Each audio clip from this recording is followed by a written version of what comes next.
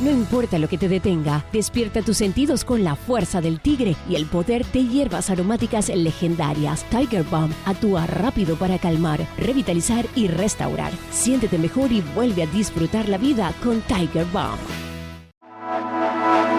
Ser podcast. Jesús Callejo, una semana más. Bienvenido de nuevo a Ser Historia. ¿Qué tal? Bien hallado. Aquí estamos una semana más, presto y dispuesto para lo que sea menester. Y en este caso lo que es menester es hablar de una gran mujer, escritora, filósofa, pensadora del siglo XX. Ella nació en 1904, murió en 1991. Nos estamos refiriendo a María Zambrano, una de las estrellas también de esa generación del 27. Total. Una de las grandes mujeres intelectuales, humanistas, una mujer de referencia, ¿no? Una mujer que estuvo muchísimo más tiempo fuera que dentro de España, pero cuya obra perduró, influenció muchísimo en su época y, por supuesto, en la época actual. Fíjate que su nombre, además, era un nombre largo, era como el de Picasso, ¿no? Porque su verdadero nombre era María Francisca Águeda Araceli Asunción Carolina Magdalena Rafael de la Santísima Trinidad Zambrano Alarcón, más conocida por María Zambrano. Esta mujer, sí, es curioso por la cantidad de nombres que por entonces se ponía, yo creo que para quedar bien con toda la familia. Es decir, pues venga, métele también a Asunción y también lo de Carolina. Bueno, pues estas son pequeñas peculiaridades o anécdotas de la vida de esta mujer malagueña. Ella nace en Vélez, Málaga, y es verdad que aunque tuvo mucha presencia tanto en Málaga como en Madrid, como en Segovia, en distintos lugares, pero, en fin, el exilio la hizo pues ir a otros lugares, allende de los mares, también dejando su huella. Pero sin ninguna duda, estamos hablando de una intelectual de primer orden que dejó, ya te digo, huella incluso en un movimiento que por entonces pues creó una cierta polémica, que era la sin sombrero, ¿no? Luego te comentaré también que era ese movimiento feminista, un protofeminista que había en aquel momento, pues un poco pues eso, de rebelarse contra ciertas normas estándares que había en la sociedad española. En fin, una sociedad que, igual que en el resto de Europa, pues evidentemente se daba más predicamento a lo masculino que lo femenino, y ella se atrevió a desafiar las tradiciones y a irrumpir en ese mundo intelectual de una manera nunca vista hasta entonces, y no solo ella, sino también contó con la ayuda de María Teresa León, de Rosa Chacé, en fin, de Josefina de la Torre, de otras mujeres, avant la lettre, pero María Zambrano, es verdad que su obra literaria, su obra filosófica es tremenda y por eso bien se merece este cronovisor. No, desde luego, además lo decía yo al principio de este programa, hacía una reflexión, ¿no?, sobre lo absurdo, lo ilógico, lo inhumano, ¿no?, que hacer que personas, ¿no?, se exilien, una persona se tenga que exiliar porque no está bien vista por su ideología. Pues es que a mí me parece de juzgado de guardia, ¿no? Y se sigue sufriendo en el presente, ¿no? A mí me parece una cosa ridícula y alucinante. La política y la religión es lo que ha creado muchísimos sinsabores, muchísimos odios, muchísimas rencillas, muchísimas muertes. Y ese es el problema, ¿no? Es, en el fondo, pues eso, ideologías o bien políticas o religiosas fanáticas, pero cuando tú no eres de un partido o no tienes el discurso dominante, pues sabes que estás condenado a la prisión, al ostracismo o al exilio. Y en este caso ella era republicana y bueno, pues cuando llegó la guerra civil y cuando llegó el franquismo, pues ella se dio cuenta que aquí corría peligro, no solo su vida, sino también la vida de su familia, y ahí es cuando empieza el periplo del exilio, que para ella, fíjate, el exilio, en lugar de ser un estigma, como fue para más de 500.000 de personas, ¿no?, que tuvieron que exiliarse, pero ella sí que lo reconvirtió de una forma sabia, de una forma muy clarividente, en una evolución espiritual y sentimental y, por supuesto, también personal. Entonces, el exilio al final lo entendió, y así queda reflejado en muchísimas de sus obras, como una oportunidad que ella tuvo, no solo para conocer a grandes intelectuales del mundo, que estaban también por ahí repartidos, ¿no?, tanto en América como en Europa, sino para también darse cuenta y reflexionar sobre la identidad humana, sobre cómo somos capaces, pues eso, de lo mejor y de lo peor, y cómo el exilio, bien entendido, pues al final puede ser también un poco purificador en muchos aspectos, a pesar, ya digo, que yo lo paso francamente mal. Pero en lugar de quedarse con ese resquemor, con ese odio, ¿no? Como también le pasó a muchísima gente, sí que supo, yo creo que hacer un periodo de reconciliación hasta el punto de que fue capaz ya de venir a España, porque en otras circunstancias ella no hubiera venido a España, ya viene a España ya con 80 años, y sin embargo nunca rehuyó del exilio como una fuente de conocimiento, de experiencia y de darse cuenta de lo que somos capaces muchas veces por estas ideologías de crear tanto daño y tanto odio en el mundo. Muy bien, pues de María Zambrano queríamos hablar en este cronovisor. ¿Cuál es la fecha, Jesús Callejo, crononauta, que nos propones esta semana? La fecha es el 28 de enero de 1939.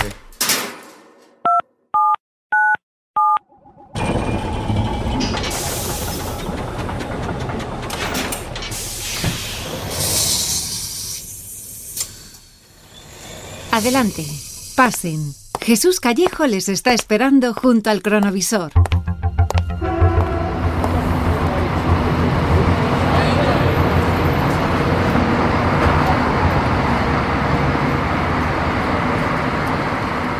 Jesús Callejo, ¿dónde estamos? Hay ruido de estación, estamos en una estación.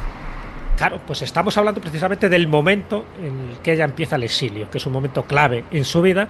Este 28 de enero está en Barcelona, en esta estación de autobuses donde hay muchísima gente que se está marchando. Ella se está exiliando junto con su familia, en este caso con su madre, con su hermana Araceli, una hermana con la que tuvo muchísima vinculación. Era una persona que sirvió además de confidente para muchas de las circunstancias vitales de María, y viaja también con su cuñado, ¿no? Entonces salen en autobús en dirección a la Junquera para llegar a París, ¿vale? Allí, en París, se queda su madre, se queda su hermana Araceli y su cuñado, mientras ella lo utiliza un poco como plataforma para irse a México. Y allí en México es donde empieza otro periodo de su vida, ¿no? Donde empieza a impartir clases de filosofía en la Universidad de Morelia y donde, bueno, pues se dan una de esas etapas. Sabes que en la vida de María Zambrano hay como 4 etapas muy definidas, ¿no? Una es la que va de 1904 a 1938, que es esa etapa formativa, esa etapa donde está en la Universidad de Madrid, donde conoce a muchísimos intelectuales como Ortega y Gasset, que por cierto también fue su profesor. Luego está esta etapa en la que estamos hablando ahora, que ya te digo que es clave, que es la de 1939 a 1952, es el exilio americano, porque ella, como te digo, desde París se va a México, pero luego está en Cuba, está en Puerto Rico, vuelve otra vez a Cuba, allí es donde publica prácticamente toda su gran obra filosófica. Luego hay otra etapa, la tercera etapa es de 1953 a 1983, es otro exilio, pero en este caso en Europa. Ella viaja por países como Italia, como Francia y como Suiza. Y por último, la última etapa, la de 1984 a 1991, es el regreso a Madrid y en concreto hasta su muerte. Bueno, pues esta etapa, la del exilio, ya te digo que es una etapa capital, porque al final su exilio, juntando el exilio americano y europeo, son 45 años de su vida, 45 años. Es verdad que María Zambrano tuvo una vida bastante longeva, pero prácticamente pues más de la mitad de su vida viviendo fuera de su patria y utilizando precisamente todo ese conocimiento, ese bagaje, esa experiencia, esa forma de entender el mundo. No olvidemos que fue una de las principales filósofas españolas, pues hizo que ella recibiera en su época, evidentemente durante época franquista no recibió ningún premio, pero en 1980 recibe el premio Príncipe de Asturias y luego la dan a la primera mujer que la dan el premio Cervantes en 1988. Yo creo que eso es muy importante como reconocimiento de toda una etapa vital donde ella tuvo muchísimos problemas, incluso de salud, ahora comentaremos algunas de sus anécdotas, pero que también nos ha dejado una obra amplísima, unas frases también soberbias, ¿no? Ella decía que escribir es defender la soledad en la que vivo y decía que las grandes verdades no suelen decirse hablando. Es decir, ella reivindicaba mucho más los hechos que las palabras, ¿no? Las palabras se quedan vacías, muchas veces las palabras son huecas, y ella, con su ejemplo, con la cantidad de artículos que escribió, con la cantidad de libros, las conferencias que dio y que impartió, siempre se consideró una mujer muy abierta, muy tolerante, muy filósofa y muy amigo de sus amigos y sobre todo de aquella gente que ayudó y a la que ella ayudó, que eso es muy importante y por eso siempre la tuvieron en consideración y con un cariño inconmensurable, ¿no? Incluso cuando ella murió, cuando la enterraron, bueno, pues el entierro fue también de esos multitudinarios. Fíjate, hemos estado hablando de ese exilio y de ese regreso tan tardío a mediados de la década de 1980. Si te parece, vamos a escuchar un fragmento de una entrevista. Ya escuchábamos un poquito al inicio de este programa, una entrevista que le hizo el periodista José Miguel Ullán en el programa Tatuaje de Televisión Española en septiembre del año 1985, donde ella responde, María Zambrano responde, ¿por qué ha vuelto a España? Porque he estado muchas veces para volver y siempre he retrocedido, o bien han ocurrido acontecimientos que me lo impedían, digamos, obstáculos, ¿no? Esta vez no he sentido el obstáculo, he sentido la llamada. He venido a España porque sí, me da vergüenza decirlo, para abrazarla. Y en último término, como todo el mundo tiene que morir, también yo, pues en último término diré una frase muy conocida: a morir a Madrid. Has pasado, María, muchos años soñando con el Museo del Prado, con el Madrid de tu adolescencia, con el Manzanares. Sí. Yo quiero saber si una vez que has vuelto te has enfrentado a esos lugares. Yo no me he enfrentado al Museo del Prado. Le tengo mucho respeto. Y además de eso, nada más llegar aquí, no quiero disculparme, creo que ya me conoces, pero nada más llegar aquí me he caído en mi propia casa. No me he roto nada, se ve que estoy hecha a las caídas, sin romperme, ni sin romper nada. Pero el Museo del Prado es que, ¿sabes a lo que le tengo miedo? A que sea demasiado visible, a que me lo hayan cambiado, a que yo no encuentre aquellas penumbras, aquellos rincones, aquellas luces, a que los personajes de ciertos cuadros especialmente señalados, como las meninas, me vayan a dejarse ver demasiado, de que el espejo acuoso del fondo de las meninas, que tan revelador es, vaya a estar demasiado claro.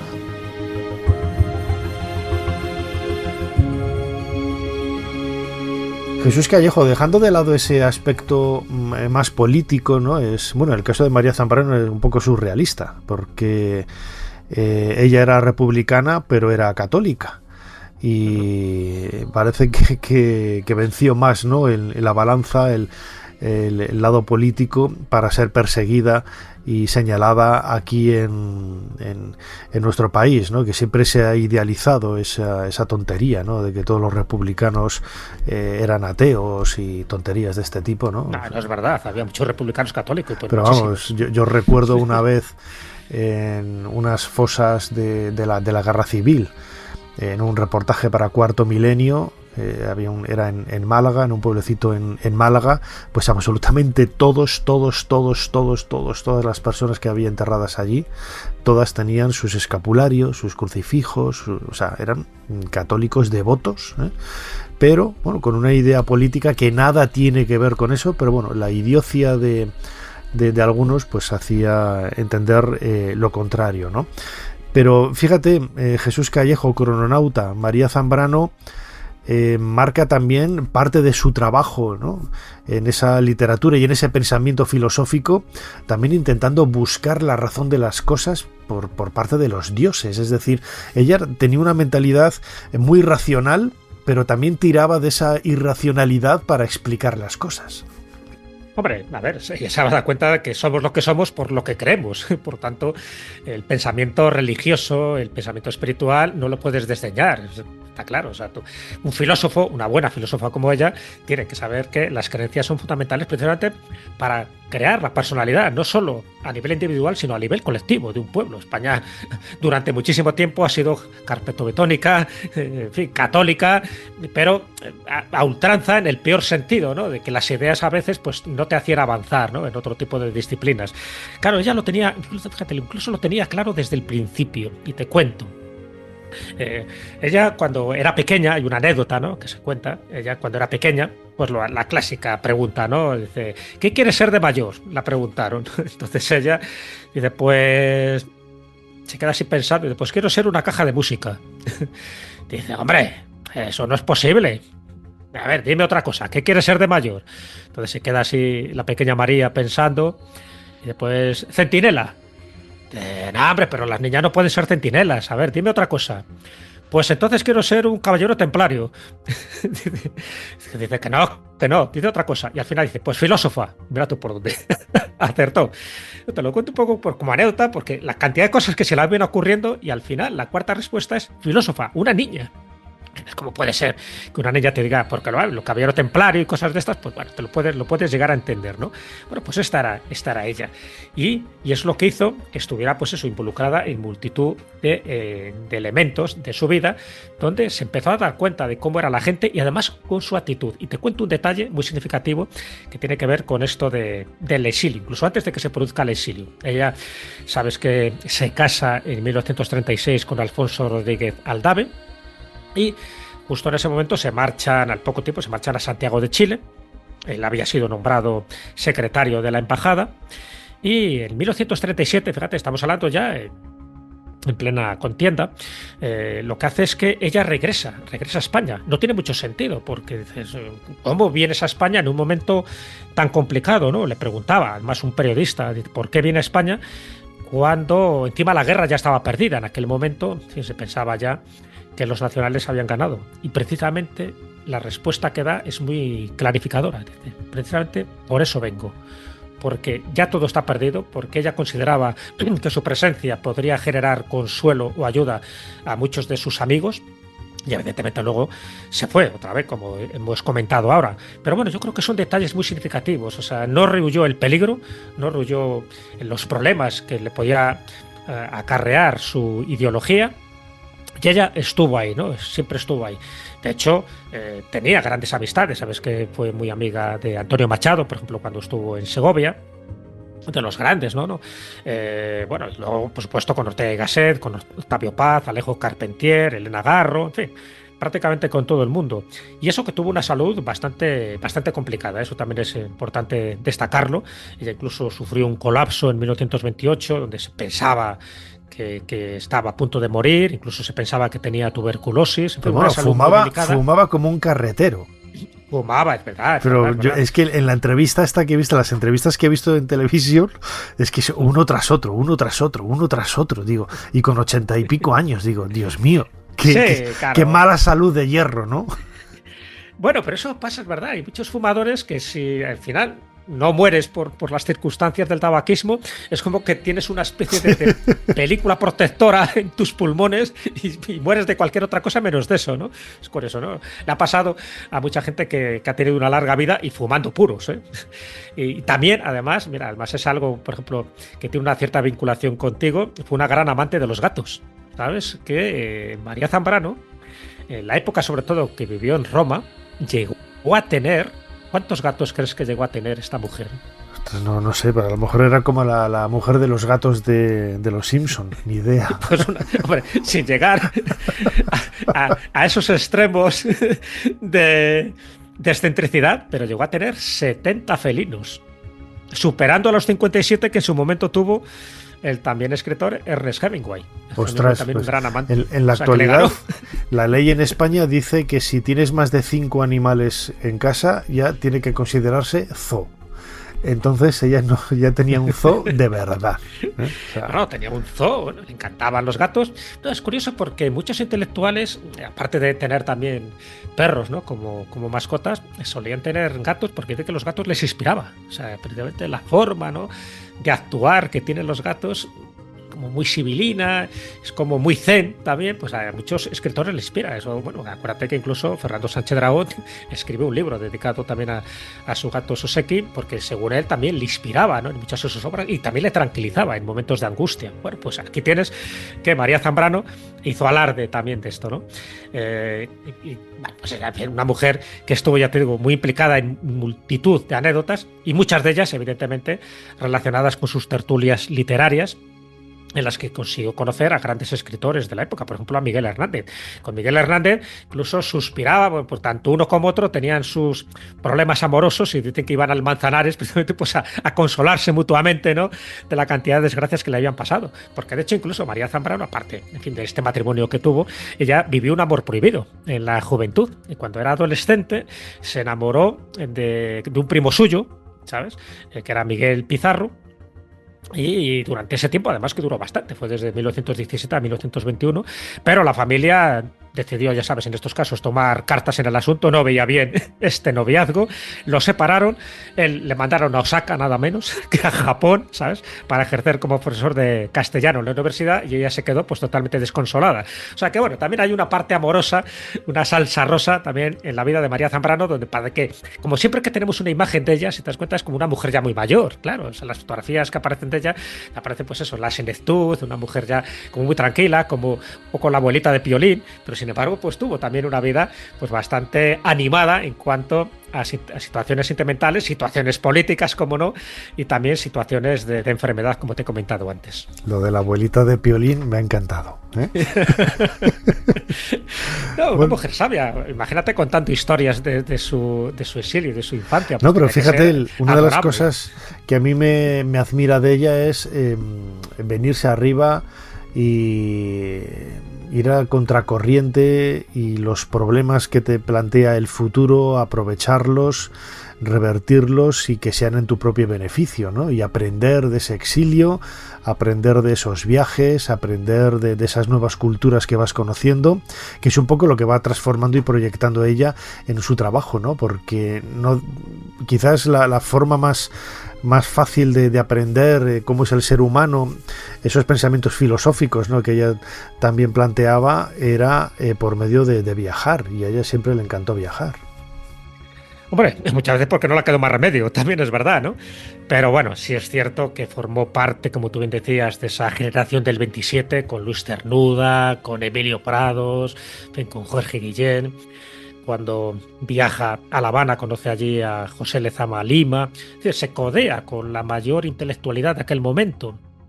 Y ella, siendo mujer, en fin, con todo ese tipo de prejuicios que podía existir en aquella época, no tuvo ningún problema a la hora de colaborar en publicaciones como La Revista de Occidente, como En Cruz y Raya, como La Hora de España.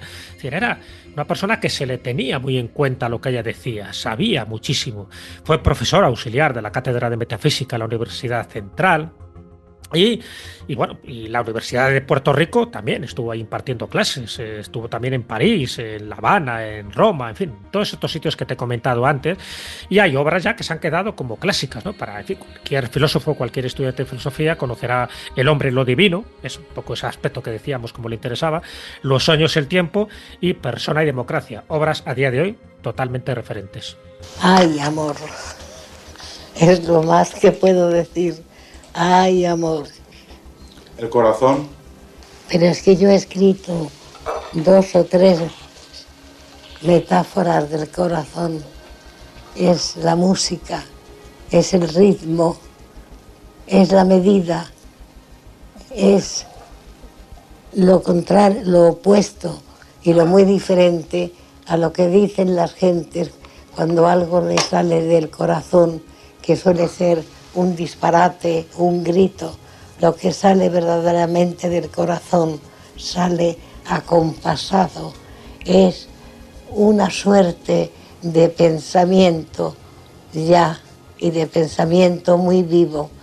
Por lo demás, el situar la sede de la inteligencia en el cerebro en vez de en el corazón eso es cosa moderna y no universal. Nada menos que Aristóteles lo situaba en el corazón. Y era médico, además de ser filósofo. Trae consigo la capacidad o la impone de acordar, de poner de acuerdo el propio corazón con el corazón del mundo. Y el no poder dormir, claro que eso de no poder dormir en mí es natural, pero qué sueño hermoso llega cuando se ha puesto de acuerdo el ritmo del propio corazón con el corazón del mundo, que también lo tiene. Y señalo que no digo corazón, que digo corazón y no alma, palabra que yo he usado, pero de la que no he abusado, y quizá del corazón haya abusado. Escuchábamos un nuevo fragmento de esa entrevista en el programa Tatuaje de Televisión Española del año 1985, en donde el periodista José Miguel Ullán entrevistaba a María Zambrano, hablando del corazón, del corazón y ese sentimiento quizás más profundo, más interno, más íntimo, que caracterizó también la vida y el trabajo de esta escritora y de esta filósofa. Jesús Callejo, antes hablábamos, ¿no?, de la importancia de su legado cultural. No deja de ser también un legado social, político, religioso, esas obras que proyectan un poco, bueno, pues incluso algunos temas que podrían ser considerados transgresores, ¿no? Ella se ha convertido de todo en un referente de la filosofía del siglo XX. Pero fíjate, yo soy bastante reacio, ¿no?, a llamar a personas de ahora pensadores o filósofos, ¿no?, del presente. Cuando pienso en un filósofo, para mí un filósofo es Platón, Sócrates, Aristóteles, ¿no?, los antiguos, los griegos de toda la vida, ¿no? No, porque luego también ves muchas veces en la televisión a gente que se autodefine como filósofo y dices, ¿perdona? O sea, les oyes hablar y son como los mensajes de la Virgen del Escorial, que no tienen de profundidad y de significado cero lapicero, ¿eh? O sea, parece que los ha escrito una niña de 5 años, ¿no? Pero sí que es cierto que leyendo entre líneas, ¿no?, y escuchando también esa voz sosegada, tranquila de María Zambrano, te das cuenta de que detrás hay una persona que piensa, una verdadera filósofa. No, pero lo era, vamos, es indiscutible. Fíjate, hablando del corazón, ¿no?, de esto que estamos comentando al principio, ya decía que el corazón es centro porque es lo único de nuestro ser que da sonido. Pero este tipo de frases que son como koan a veces, ¿no? Es un poco como una especie de haikus donde tienes que pensar qué ha querido decir, porque yo creo que está concentrada muchas veces en sus frases, pues mucha de esa filosofía de la que ella hizo gala.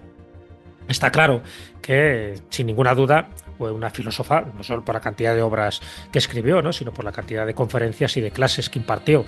Y eso yo creo que es fundamental, y para ella, ya te digo que el exilio fue, yo creo que algo fundamental, fundamental para crear su pensamiento, no solo crítico, sino también incluso su pensamiento mágico, porque ya digo que le daba muchísima importancia a la espiritualidad. Respecto a lo del exilio, fíjate, lo que te decía al principio, ella nunca renunció a su exilio y lo manifestó con claridad, no solo en sus textos, sino en las entrevistas. Ella decía, yo no concibo mi vida sin el exilio que he vivido. Lo decía claramente. Claro, es una parte muy íntima de ella y claro, es que dices, es pues más de la mitad de su vida. Claro, o sea, casi. Claro, 45 años. Cuando ella llega a España el 20 de noviembre de 1984, ya tenía, 80 años, ella se dio cuenta un poco de que las circunstancias de Madrid evidentemente habían cambiado muchísimo, ¿no? Ella reside ya en Madrid hasta que muere, pero la querían un poco convertir, en algunos casos, como un poco el adalid de la republicana exiliada, en fin, que había sido menospreciada por el franquismo. Ella rehuyó de ese papel de victimismo, ¿sabes? Que yo creo que es muy importante también tenerlo en cuenta. Entonces, ese aspecto, esa dignidad que ella mostró hasta el último momento de su vida, un poco para que no hubiera ese revanchismo, para que esas dos Españas quedaran disueltas de una vez por todas, ella hizo todo lo posible para que fuera así. En fin, no lo hemos conseguido, evidentemente, porque en fin, todavía estamos hablando, ¿no?, de los rojos y los azules y de las derechas y las izquierdas. Pero ella intentó evitar todo eso, esa especie de que una España se fraccionara de la manera que se fraccionó, generando todo el dolor, todo el conflicto y además pues toda una involución política y cultural que se produjo en España a raíz de la Guerra Civil. Bueno, pues eso lo reivindicó en sus obras, y de hecho las últimas obras que ella publica, porque estuvo publicando prácticamente hasta el último momento de su vida, por ejemplo, algunos lugares de la pintura, porque ella se dedicó también un poco a estudiar muchos de esos cuadros de las pinturas, porque llegó a escribir más de 33 libros. También Los Bienaventurados, El parpadeo de la luz y El sueño y el tiempo, que es un libro que se publicó de una forma póstuma. Es decir, siempre estaba, si te das cuenta, hablando de estos conceptos muy metafísicos, pero desde un punto de vista y con un lenguaje muy claro, muy diáfano, muy entendible. Ya sabes que muchas veces algo que se critica a los filósofos es que parece que utilizan una escritura muy críptica, un poco, o muchas veces muy simple, de esto que dice, bueno, pues por lo que me está diciendo, pues no hace falta, ¿no?, haber estudiado una carrera, ¿no?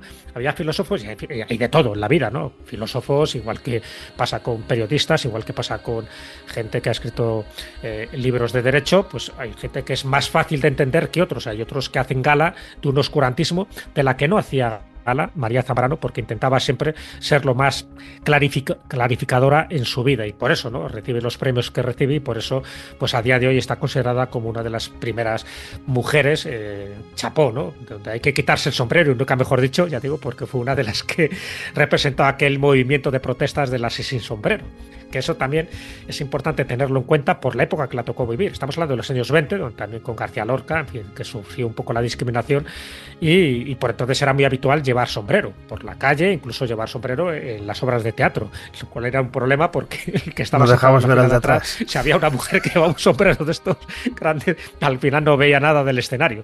Pero bueno, eso generó, ya digo, una serie de reivindicaciones, y ella, junto con, ya digo, con Josefina de la Torre, con Rosa Chacel, con Maruja Mayo, sobre todo, pues fue esa nueva generación que representó esa rebeldía que parece que no, pero influyó muchísimo para que otras mujeres al final se dieran cuenta de que la igualdad estaba más cerca de la que ellos se podían imaginar, siempre y cuando cada una aportara su granito de arena. Pero tenía que haber algunas que a las que partieran la cara. Bueno, pues una de las que partieron la cara de forma metafórica fue a Maruja Mayo, y como no también pues a María Zambrano. Se merecía este cronovisor María Zambrano, que decimos falleció en el año 1991, después de 45 años de exilio, una mujer entregada a la cultura, a la poesía, a la literatura, a la filosofía, al pensamiento y, en definitiva, bueno, pues a la majestuosidad del ser humano, podríamos definirlo de alguna manera, ¿no? Ella ha sido la protagonista de este cronovisor junto con Jesús Callejo. Jesús, como siempre, muchísimas gracias una vez más por habernos ayudado a hacer un poquito más de historia. Ha sido un placer, como siempre, y aquí nos veremos la próxima semana con un cronovisor totalmente engrasado. Para no perderte ningún episodio, síguenos en la aplicación o la web de la SER, Podium Podcast o tu plataforma de audio favorita. No importa lo que te detenga, despierta tus sentidos con la fuerza del tigre y el poder de hierbas aromáticas legendarias. Tiger Balm actúa rápido para calmar, revitalizar y restaurar. Siéntete mejor y vuelve a disfrutar la vida con Tiger Balm.